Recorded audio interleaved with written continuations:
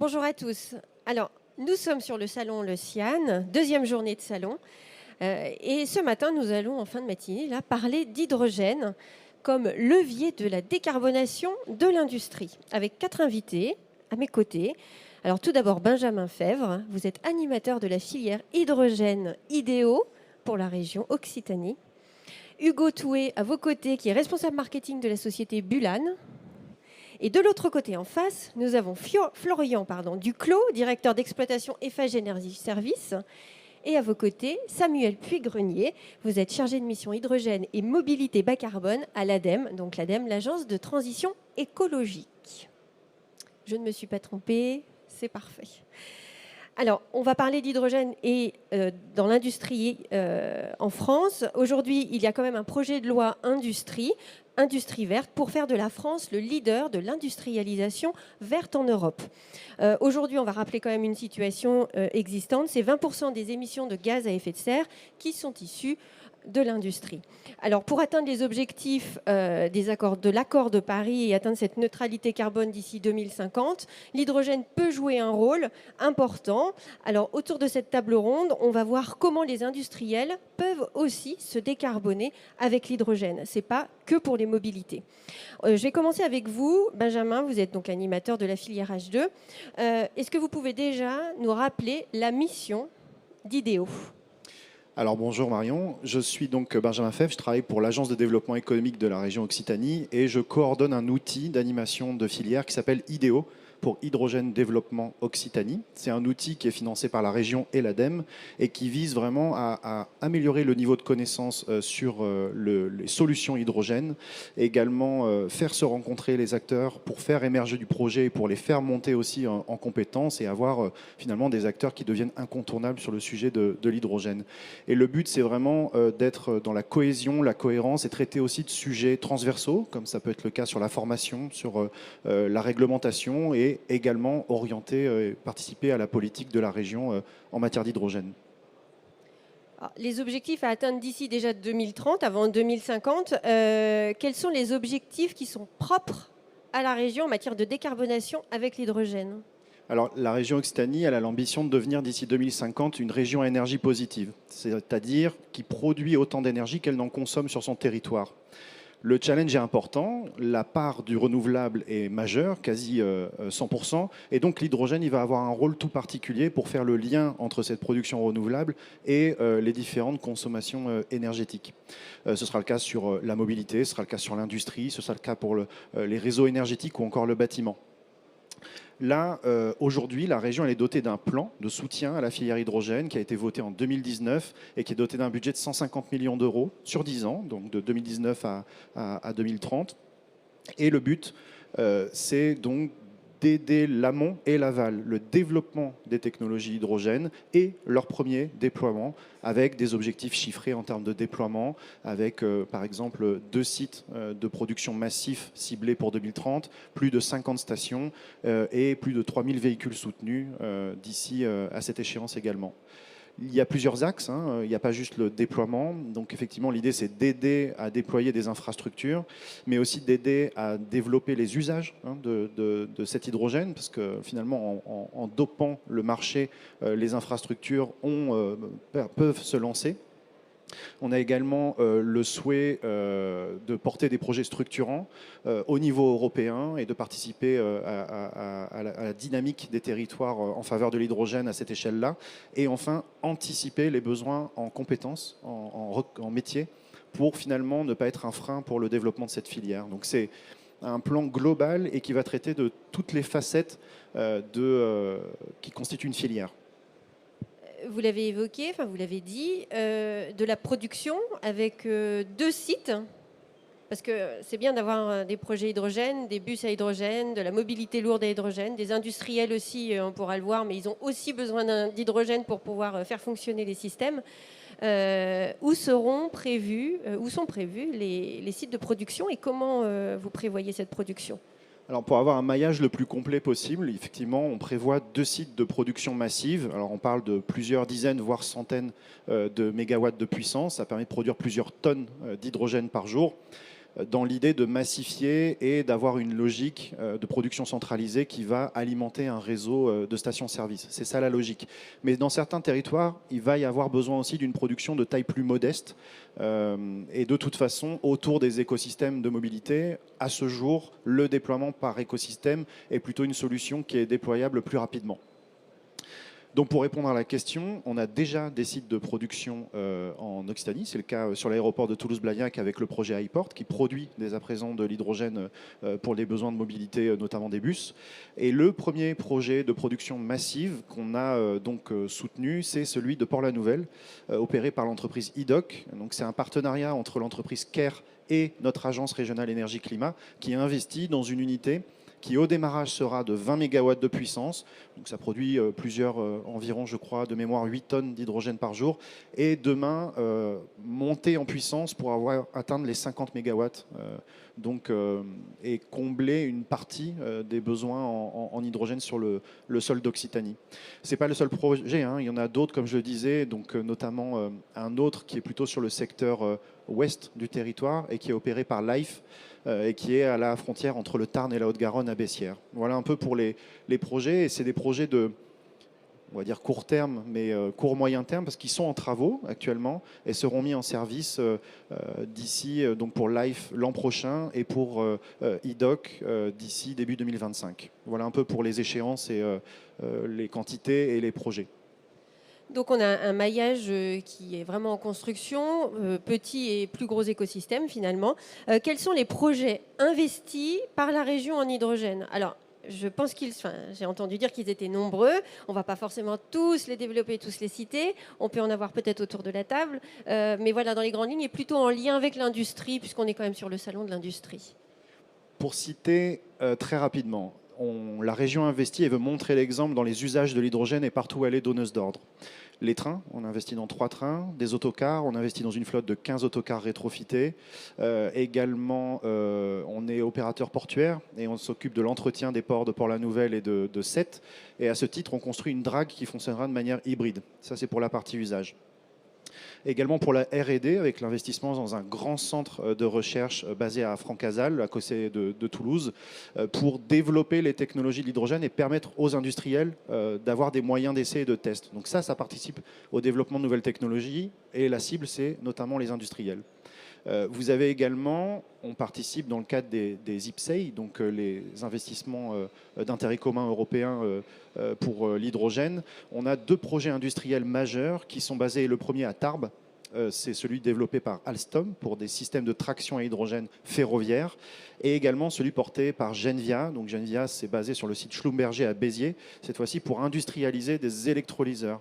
Et donc il y a un enjeu et les acteurs présents aujourd'hui au CIAN peuvent se saisir de ces projets. Alors j'ai cité ceux d'Occitanie, mais en France, il y en a une douzaine, il me semble, de mémoire, qui vont industrialiser les technologies clés d'électrolyse, de piles à combustible, de réservoirs et tous les systèmes qui les intègrent, finalement, qui aujourd'hui sortent des laboratoires, sont dans les premières commerciales, les premières pré-séries de production, et elles sont encore chères. Elles nécessitent des subventions. Demain, et c'est le but, c'est de massifier, parce que ça ne tient que finalement qu'aux effets d'échelle, ce prix. Ce n'est pas un matériau ou de la très haute technologie non plus, c'est vraiment des effets d'échelle. Massifier, rentrer dans une logique d'équipementier pour en faire un produit de consommation tout à fait classique et abordable sans aide publique. Voilà. Oui, d'ailleurs, tout à l'heure, on discutait avec la société Aiko. Vous pourrez aller la voir. Elle a un stand. Elle développe et fabrique des plaques bipolaires. C'est ce que l'on met dans les piles à combustible. Où là, ils annoncent 10 000 pièces l'année prochaine, mais après, une montée en puissance par une industrialisation. Donc, vous accompagnez aussi ces types de projets-là. Oui, exactement. Le but, c'est de permettre à de l'innovation, parce que là, sur la techno Aiko, pour la citer, on a un gain de poids, d'encombrement, de durabilité, et donc ça va améliorer les performances des piles. L'idée maintenant, c'est effectivement de rentrer dans une dimension industrielle, et c'est quand même une particularité de la filière hydrogène qui est notable, c'est que non seulement on va participer à la transition énergétique, climatique, etc., mais en plus on participe à créer une valeur ajoutée économique sur le sol français, européen, régional, avec des entreprises qui vont créer de l'emploi. Il y a même une estimation en 2030 à 100 000 emplois pour la filière hydrogène à l'échelle de la France, quand aujourd'hui on est autour de 6000.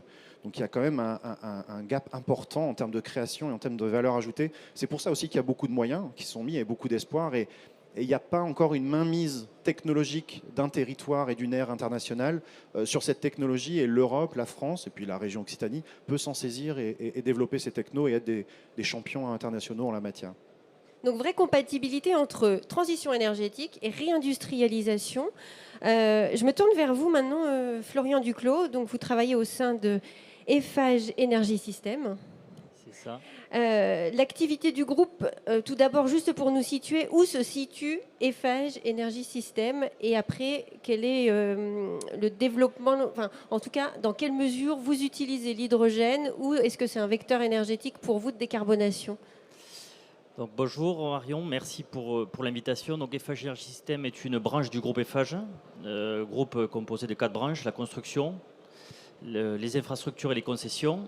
Ces 4 branches sont représentées en Occitanie, une des rares régions où Eiffage est présent sur les 4 piliers.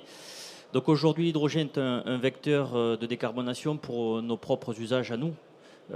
Eiffage, on est 5e flotte de France en termes de véhicules. On doit être exemplaire. On s'est engagé d'ailleurs pour réduire nos émissions de gaz à effet de serre à l'horizon 2030. 46% sur le scope 1 et 2 et 30% sur le scope 3, amont et aval. Donc l'exemplarité est un levier fort interne. Et donc on doit travailler rapidement, dès aujourd'hui, sur ces actions, notamment avec l'hydrogène. Alors concrètement, vous faites quoi avec l'hydrogène? Est-ce que vous utilisez déjà de l'hydrogène ou c'est juste une réflexion qui est en cours Donc effectivement, la réflexion a eu lieu dès décembre 2018, a donné lieu à un plan stratégique qui a été dicté dès juillet 2022 et l'objectif étant de décarboner nos chantiers, les chantiers donc, de BTP, généralement aussi en ZFE, donc on doit aussi respecter les impératifs de la zone à faible émission. Donc on utilise d'ores et déjà des engins de chantier électriques qui ont des émissions de bruit limitées. Néanmoins, aujourd'hui, ces engins de chantier ont des difficultés de recharge. Et la brique technologique hydrogène, via la génération électro-hydrogène, nous permet de décarboner quasiment toute la chaîne de l'usage à la recharge de nos engins de chantier. Alors moi, sur votre stand, j'ai aperçu, enfin on ne peut pas le manquer en même temps, un groupe électrogène et hydrogène. C'est quelque chose que vous utilisez, vous avez testé, vous expérimentez? Alors effectivement, on a répondu à un appel à projet en 2022, appel à projet lancé par la région Occitanie. On s'est positionné sur le levier de la brique stationnaire, donc les groupes électro-hydrogène. C'est un levier pour nous fort, pour nos propres usages. Donc être exemplaire, je le répète, mais aussi proposer à nos clients ce type de technologie, non pas pour les usages du BTP propre, mais ça peut être pour les usages de l'événementiel, les usages de la décarbonation de l'énergie secours de l'industrie, ou les usages temporaires de maintenance où les industriels doivent mettre à l'arrêt certaines de leurs unités et malgré tout garder l'énergie du site. Là, on peut garder l'énergie via un moyen décarboné. Vous pouvez nous rappeler quand même les grandes lignes de fonctionnement d'un groupe électrogène et hydrogène, donc à la place du diesel, donc déjà, puis les avantages. Voilà, donc la source d'énergie, donc c'est là où il faut être assez vigilant, doit être hydrogène forcément, néanmoins avoir une garantie qu'elle soit verte, donc produit à partir d'énergie renouvelable. C'est pour cela que nous on a sourcé un producteur d'énergie renouvelable qu'a précisé Benjamin tout à l'heure, hein, qui est la société Hyport, basée sur Toulouse, qui nous livre de l'hydrogène garantie vert. Et ensuite, cet hydrogène, par réaction chimique, recombine de l'énergie électrique et cette énergie électrique est mise à disposition du besoin de l'industriel ou du chantier. Au-delà des effets de décarbonation et de neutralité carbone sur un chantier, il y a d'autres effets. Ça ne fait pas de bruit, ça ne rejette pas d'émissions de gaz à effet de serre. Effectivement, il pourrait fonctionner au sein du mythe, on ne l'entendrait pas. Il n'émet quasiment pas de bruit, il n'émet pas de rejet, hormis de la vapeur d'eau. Effectivement, il est totalement utilisable dans des zones qui sont protégées, notamment des zones Natura 2000 ou autres. Il a cet atout d'être complètement silencieux et de se fondre dans son élément sans qu'on s'en aperçoive finalement. Vous l'aviez utilisé d'ailleurs sur un événement, une course d'Eiffage, c'est sur le pont de Millau, c'est ça? Alors ça, c'est en prévision 2024. On l'a utilisé cette année pour co-animer un événement sur l'arrivée du Tour de France en Occitanie, donc sur l'étape de Cauterets. L'objectif était aussi de faire de la culturation autour de l'hydrogène dans un territoire touristique et parc naturel des Pyrénées. Donc ça avait beaucoup de sens. Et puis ça permet de faire la culturation de ce qu'est l'hydrogène. Et là, à l'occasion, il fonctionnait. Pour la course du viaduc de Millau, effectivement, Eiffage, tous les 2 ans, privatise le viaduc et le met à disposition des coureurs. Et aujourd'hui, cet événement devra être 100% bas carbone. C'est la raison pour laquelle on sera co-animateur sur la partie énergétique de l'événement. En termes de performance, parce qu'il ne faut pas que ce soit moins performant qu'un groupe électrogène à diesel thermique, combien de kilos d'hydrogène faut-il pour compenser à peu près 1000 litres de diesel? Est-ce qu'on a une idée? La compensation, même si elle ne parlera pas directement, c'est à peu près 200 kg d'hydrogène pour 1000 litres. 200 kg, c'est l'équivalent d'une remorque qu'on peut voir attelée à un camion qui transite sur nos routes. On a une performance de la pile à combustible qui est un petit peu supérieure à un moteur thermique. Donc aujourd'hui, les rendements sont aguerris. Et la pile à combustible qui est embarquée dans l'élément stationnaire, c'est une pile à combustible qui est issue de l'industrie automobile. C'est celle qui roule depuis des années sur la Toyota Mirai notamment, et puis d'autres éléments chez Hyundai. Donc c'est des piles à combustible éprouvées et qui aujourd'hui, dans le déploiement stationnaire, donnent satisfaction. En termes d'encombrement, on est quasi identique ou est-ce que c'est vraiment plus gros? Alors, en termes d'encombrement, c'est un peu différent. On est quasi identique à l'équipement. L'énergie n'est pas embarquée directement sur l'équipement, mais elle est déportée. Donc, on a des cadres à installer, des cadres hydrogène à installer dans une zone déterminée. Mais l'encombrement, à quelque chose près, est quasi identique à du fioul, qu'il doit lui-même aussi embarquer des réserves de fioul déportées.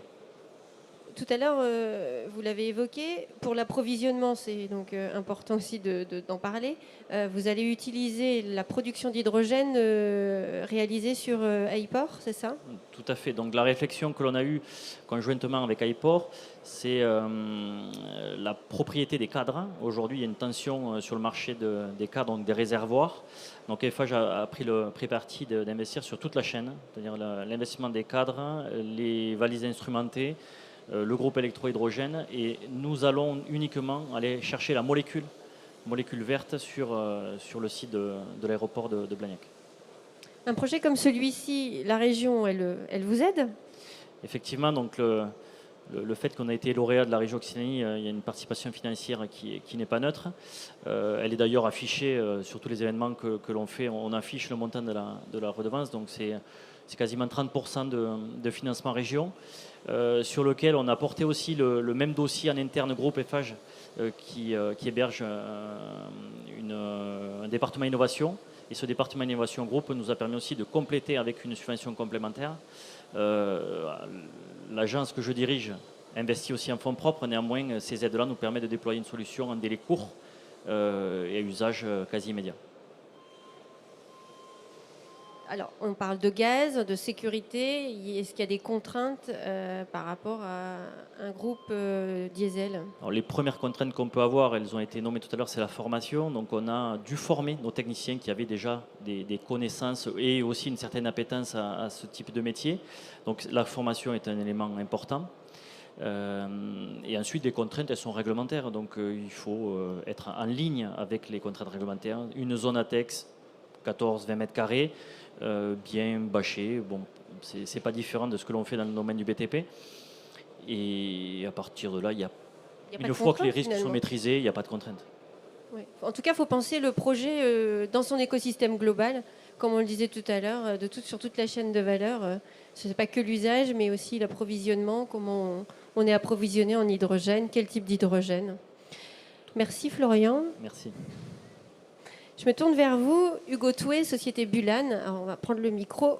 Voilà. C'est une société, vous êtes basé à côté de Montpellier. Rappelez-nous le métier de la société Bulan déjà. Oui, alors bonjour, merci beaucoup. Nous, la société Bulan, notre rôle, c'est d'accompagner les industriels à décarboner leur process de combustion qu'ils disposent dans la fabrication de leurs produits et qui sont aujourd'hui fortement émetteurs de gaz à effet de serre et de CO2. Et donc nous, on a une double expertise en électrolyse, puisqu'on est fabricant d'électrolyseurs de notre propre technologie d'électrolyse, et en combustion, du coup, hydrogène. Alors pourquoi se focaliser sur les combustions industrielles et ça pourrait être pour d'autres? Alors oui, alors nous, on n'est pas focalisé que sur les combustions industrielles, on a d'autres marchés, notamment dans le bâtiment. Mais aujourd'hui, pourquoi les combustions industrielles? Comme vous l'avez rappelé, l'industrie, c'est 20% des émissions de gaz à effet de serre de la France.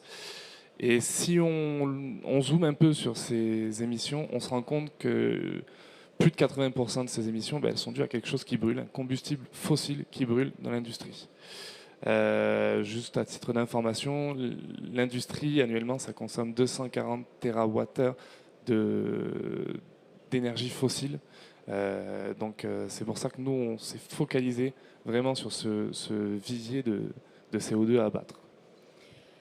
D'un point de vue réglementaire, est-ce qu'il y a des contraintes où il faut accompagner les clients? Est-ce que d'un point de vue sociétal, c'est complexe à faire adapter?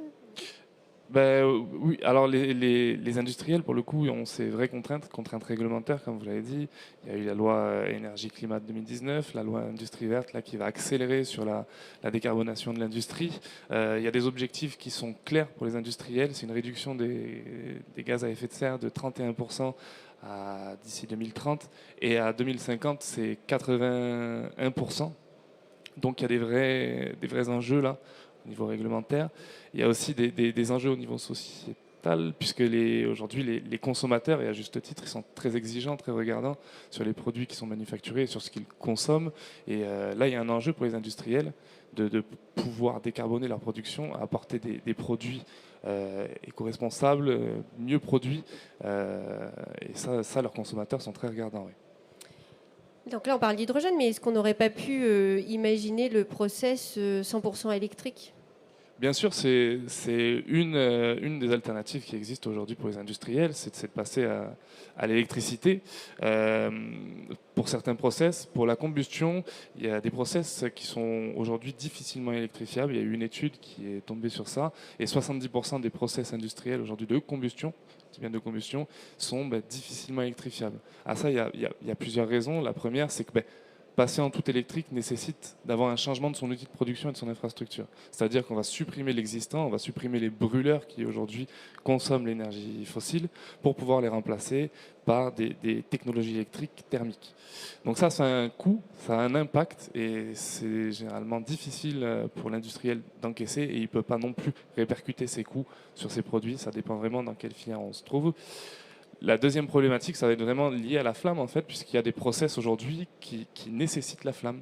On en a besoin, ça fait partie des cahiers des charges, ça fait partie des process. On a des exemples où on a des industriels dans l'agroalimentaire qui font des tests aujourd'hui sur de l'électrique et qui se rendent compte que, en supprimant la flamme et en passant avec une chaleur électrique, le goût de leur produit n'est pas au rendez-vous. Et donc ça, c'est compliqué. Il y a des contraintes techniques et process. Et une dernière des contraintes qui existent aussi, c'est que aujourd'hui, la complète disponibilité des électrons, elle n'est pas garantie pour les industriels. C'est-à-dire que s'ils passaient en tout électrique, ils vont tirer beaucoup au réseau et aujourd'hui c'est pas forcément garanti pour le moment et on a besoin de faire une transition en fait pour monter à du tout électrique. Alors l'industriel qui veut passer le cap, comment il peut aller un peu plus vite? Alors comment il peut aller un peu plus vite Est-ce qu'on peut mixer en fait les énergies? Aujourd'hui l'hydrogène c'est le début de la production. Si on a l'appareil là, que vous avez là, sur le stand, est-ce qu'il peut accepter à la fois de l'hydrogène, mais aussi de l'énergie fossile? Est-ce qu'on peut faire de l'hybridation? Oui, alors nous c'est ce qu'on propose chez Bulan, c'est l'hybridation. En fait, c'est une électrification indirecte du process, c'est-à-dire qu'on va allier la flexibilité du gaz dans le process avec la vertu de l'électrique et on va permettre de faire une transition en tout électrique et on va mixer du coup ces énergies. En fait, l'hybridation, le principe est très simple, c'est dans le process industriel de combustion, diminuer toute ou une part du combustible fossile et venir le remplacer avec un autre combustible qui est un combustible électrique, entre guillemets, puisque c'est de l'hydrogène qui est produit à partir d'électricité sourcée verte et qui va venir générer ce nouveau combustible qu'on va pouvoir implémenter dans la combustion. Donc on va venir hybrider et on va avoir du coup la flexibilité de plusieurs énergies, puisqu'on ne sera pas dépendant d'une seule énergie, on n'est pas dépendant que du gaz fossile ou que de l'électricité, si on passait en tout électrique ou si on restait en combustion fossile. Mais là, on va pouvoir allier les deux. On va pouvoir avoir de l'électricité et du fossile, et on va pouvoir moduler la proportion de ces énergies dans la combustion pour permettre à l'industriel d'avoir toujours à l'instant T la combustion la plus décarbonée possible en fonction de la disponibilité des énergies. Les marchés visés, donc on a parlé des industries, mais aussi des plus petits marchés, mais quand même nombreux. Les artisans, j'imagine qu'ils peuvent utiliser votre système. Hein. Alors oui, on vise plusieurs marchés. Bon, le marché industrie, pour le coup, les marchés où en fait il y a des process de combustion. Aujourd'hui, il y a une flamme qui est dans le process. On vise d'autres marchés, notamment dans le bâtiment. On travaille aujourd'hui en partenariat avec des partenaires à nous qui sont chaudiéristes et avec qui on travaille sur l'hybridation des chaudières. Chaudières collectives, chaudières individuelles et chaudières pour l'industrie notamment aussi.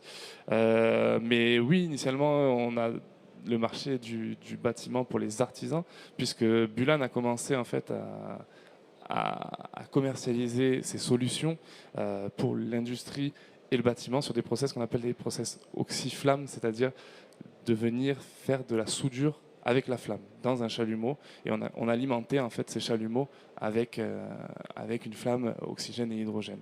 Donc oui, on peut aussi, le chalumeau est en fait un brûleur qu'on retrouve aussi dans l'industrie, on peut l'alimenter en fait avec de l'hydrogène sans aucun problème. Mais là, donc, si on comprend bien votre système, ce qui est intéressant aussi, c'est que on va avoir toute la chaîne de valeur de la production. Alors vous avez de l'hydrogène, mais cette production d'hydrogène qui est faite sur site finalement chez le client. Exactement, c'est ça. Nous, ce que l'on propose aujourd'hui sur l'hybridation, c'est de pouvoir directement chez le client produire avec un électrolyseur de différentes puissances en fonction du process, mais produire directement et sur place l'hydrogène et l'oxygène que l'industriel a besoin pour alimenter son process. Oui. Et la différence de coût, alors on a compris que l'électrique ne convenait pas à toutes les applications, mais par contre en termes de coût, puisqu'on sait qu'aujourd'hui l'hydrogène c'est pas encore un vecteur énergétique à bas coût, est-ce qu'il y a quand même une différence ou c'est comparable avec du 100% électrique? Alors, il va y avoir des différences en termes de coûts. Notamment, on en a parlé tout à l'heure, si on passe sur des solutions 100% électriques, il y a des modifications de l'outil de production. Il faut changer les brûleurs et ça a un coût. Aujourd'hui, nous, notre solution, elle est faite pour venir s'interfacer avec l'existant. C'est-à-dire que l'industriel a très peu de modifications de son outil de production, puisqu'en fait, nous, on ne remplace pas la combustion, mais le combustible, et donc on va continuer à garder les brûleurs jusqu'à une certaine proportion d'hydrogène, et après, à certains niveaux d'hydrogène, il faut passer sur des brûleurs spécifiques, mais on reste toujours sur de la combustion, donc il y a des faibles coûts. Mais oui, c'est vrai que l'hydrogène aujourd'hui est un vecteur énergétique qui a de vrais enjeux pour la décarbonation, mais qui a un coût, il faut le savoir. La décarbonation a un coût, et la valeur qu'il faut regarder, ce n'est pas la valeur financière, mais vraiment ce que l'on... en tout cas, en termes de CAPEX, finalement, c'est plus intéressant que de changer, comme on disait tout à l'heure, de passer tout à l'électrique. Ouais. Est-ce que vous avez d'autres exemples de décarbonation, d'application avec votre électrolyseur ? Bien sûr, notamment dans l'industrie, on a travaillé et on travaille toujours avec notre partenaire, la maison Hennessy, fabricant de cognac, sur l'hybridation de leurs alambics. Donc c'est de la recherche et du développement avec eux, mais on hybride aujourd'hui, on fait du cognac avec une flamme hydrogène pour supprimer en fait le gaz qui brûle aujourd'hui dans les alambics. Bon, l'alcool est toujours là par contre, mais bon, c'est une industrie comme une autre. C'est une première étape en tout cas. Merci Hugo. Je me tourne vers vous, Samuel Puy-Grenier. Donc, vous êtes chargé de mission à l'ADEME. Vous pouvez nous rappeler rapidement le rôle de l'ADEME et puis après on va voir comment vous portez les projets au sein du territoire. Alors, à l'ADEME, on est accompagnateur financier, c'est souvent comme ça qu'on est connu, mais aussi technique de l'émergence de la filière hydrogène. On y travaille notamment avec la région Occitanie depuis de nombreuses années. Et on a plusieurs dispositifs qui permettent d'accompagner les porteurs de projets, aussi bien au niveau territorial qu'au niveau industriel, donc sur la chaîne de valeur. Et puis maintenant aussi les industriels consommateurs d'hydrogène. Donc ça, c'est un peu la nouveauté de ces derniers mois. Qui est concerné? Parce que vous travaillez en direct avec la région, mais est-ce qu'un industriel, petite structure ou plus grosse structure, je sais pas, entre par exemple Bulan et Eiffage, c'est pas les mêmes tailles d'entreprise, comment vous pouvez les accompagner sur leurs projets? Alors, les dispositifs ne s'adressent pas toujours à toutes les cibles et toutes les tailles d'entreprise, mais on en a pour tout le monde. Alors c'est vrai que les grandes entreprises, on cible des appels à projets avec plutôt des gros montants, des gros objets à financer, et on a des outils dédiés aux PME. Je pense au concours innovation par exemple, qui peut avoir des chapitres liés à l'hydrogène et qui a permis d'accompagner Bulan en son temps. On a d'autres sociétés qui exposent ici aussi qui ont bénéficié de ce type d'accompagnement. Donc on a quelques appels à projets ciblés PME, mais sinon l'outil, on va dire, de la chaîne de valeur qui accompagne la chaîne de valeur hydrogène qui s'appelle Brick Technologies, qui s'adresse à toute taille d'entreprise. Et jusqu'à quel pourcentage de l'investissement peut être soutenu par l'ADEME? Est-ce que c'est toujours ces 10%, 30%? Alors quand on parle de l'accompagnement pour aller vers des démonstrateurs, donc l'amont, le côté industriel, on est plutôt aux alentours d'entre 40 et 50%. Là, c'est les fonctions de la taille de l'entreprise. Et après, on abordera ça peut-être à la fin, mais quand on est sur des écosystèmes, on va jusqu'aux usages. Depuis cette année, on peut accompagner jusqu'à 100%. C'est une nouveauté 2023. Si on fait un petit focus sur la région Occitanie, qui est soutenue par l'ADEME, est-ce que vous avez des écosystèmes sur lesquels dont on peut parler et qui bénéficient de votre soutien? Alors ça a été cité, il y a l'écosystème massifié porté par IDOC, qui est l'écosystème qui est en train de démarrer, qu'on accompagne financièrement. Et donc, et puis là, on a un appel à projet qui arrive, donc il y aura peut-être d'autres écosystèmes qui sortiront de ce nouvel appel à projet. La date de l'appel à projet? Alors c'est passé, c'est trop tard pour ceux qui nous écoutent. Pour cette session-ci, c'était fin septembre. Mais donc il y a d'autres écosystèmes qui ne sont pas forcément accompagnés financièrement par l'ADEME qui émergent aussi. Il y a aussi IPOR qui a été cité tout à l'heure, qui a été accompagné financièrement dès le début aussi par l'ADEME. Alors, l'appel à projet, là, il est passé. On a un calendrier des prochains? On n'a pas de calendrier pour les prochains. Je n'ai pas de scoop aujourd'hui à vous donner. Par contre, ce qu'il faut se saisir de ce qui existe encore, donc sur le secteur industriel, puisqu'on est sur un salon industrie, il y a un appel à projet en cours qui pointe l'hydrogène comme étant éligible à cet appel à projet. Alors, c'est des projets plutôt de grande taille. Puisque c'est 3 millions d'aides minimum qui sont éligibles, donc ça fait un investissement qui est relativement important. Et l'objectif, c'est de décarboner en profondeur, donc 40% de gains de gaz à effet de serre par rapport à une moyenne des 5 dernières années. Mais là, l'hydrogène, notamment combustion, mais pas que, matière, est éligible. Et donc, il est encore temps jusqu'au 12 décembre de déposer des dossiers pour des industriels qui nous écouteraient jusqu'en décembre. Et qui auraient besoin, par exemple, de combustion à hydrogène? Qui aurait besoin de combustion à hydrogène. Donc là, ça se focalise sur le process. Et donc voilà, alors s'ils découvrent la filière hydrogène, là, quand ils nous écoutent, ça va peut-être un peu juste, parce qu'on passe par des phases de prototype. On voit qu'il y a notamment dans le vert, il y a même des programmes européens. On s'est aidé à tous les étages. On a parlé de la région. Là, on est au niveau national avec l'ADEME. Et l'Europe aussi accompagne donc un consortium, par exemple, de verriers, dans un programme qui s'appelle H2Glass en français, H2Glass en anglais, et qui teste des prototypes, des démonstrateurs pendant 2-3 ans. Et donc on sait qu'il y a des démarches, par exemple dans le secteur verrier, mais pas que. Je voulais peut-être aussi mentionner qu'en termes d'objectifs de décarbonation, chaque secteur bénéficie, enfin les secteurs d'industrie lourde en tout cas, d'un plan de transition sectorielle qui a été accompagné par l'ADEME et qui décrypte les voies, les différentes actions qui peuvent être mises en œuvre pour aller vers ces objectifs très ambitieux de décarbonation profonde, jusqu'à 80% à l'horizon 2050. Et pour certains particulièrement, j'ai cité le verre, l'ammoniac, l'acier, l'hydrogène est une des options qui se situe dans un panel de 5-6 grandes actions pertinentes pour le secteur d'activité. Donc ça, j'invite vraiment les gens qui regardent d'aller télécharger ces plans de transition sectorielle qui sont vraiment dédiés, qui donnent une vision marché et puis cette vision de maturité de technologie, enjeu de coût, de frein.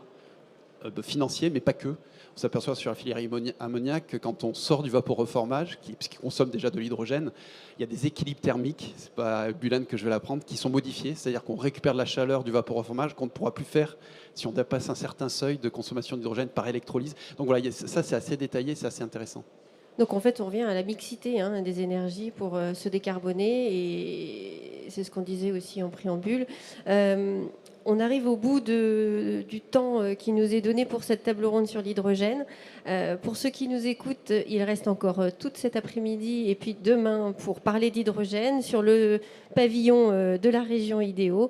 Vous pouvez rencontrer également la société Bulan et la société Eiffage et poser toutes vos questions. Voilà, je vous remercie tous les quatre et puis bonne fin de salon.